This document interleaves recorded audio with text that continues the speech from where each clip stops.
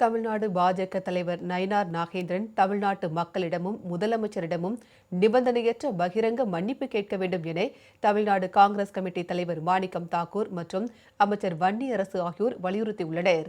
இதுகுறித்து தமிழ்நாடு காங்கிரஸ் கமிட்டி தலைவர் மாணிக்கம் தாக்கூர் வெளியிட்டுள்ள எக்ஸ் தள பதிவில், அரசியல் விரக்தியின் உச்சத்தில் இருக்கும் நயினார் நாகேந்திரன் முதலமைச்சர் விஜயையும் அவரது தாயாரையும் இழிவாக பேசியிருப்பதை வன்மையாக கண்டிப்பதாக தெரிவித்துள்ளார். அரசியல் நாகரிகமற்ற முறையில் தரம் தாழ்ந்து பேசுவதை அவர் வாடிக்கையாக்கிவிட்டதாக மாணிக்கம் தாக்கூர் எம்பி விமர்சித்துள்ளார்.